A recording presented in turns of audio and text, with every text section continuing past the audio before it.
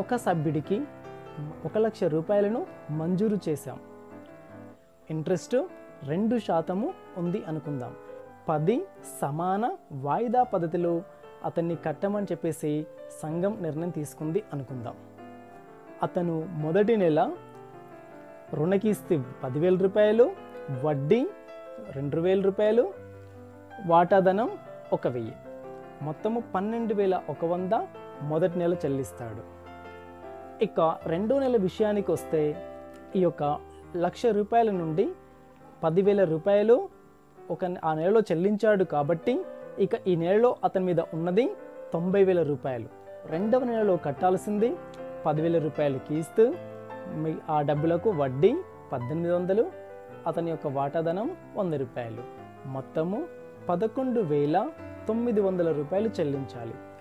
10వ నెల వచ్చే వరకు అతని మీద 10,000 మాత్రమే అప్పు ఉంటుంది. ఈ 10,000 కట్టాల్సి ఉంటుంది. ఈ 10,000కు వడ్డీ 200 రూపాయలు, అతను దాచుకుంటున్న వాటాధనం 100 రూపాయలు, 10,000, ఆ 10,000కు ఇంట్రెస్ట్ 200, అతను దాచుకుంటున్న వాటాధనం 100 రూపాయలు, మొత్తము 10,300 రూపాయలు చెల్లించాలి. అదే మొదటి నెల 2,000 రూపాయలు ఇంట్రెస్ట్ చెల్లిస్తే 10వ నెల 200 రూపాయలు మాత్రమే ఇంట్రెస్ట్ చెల్లించాడు.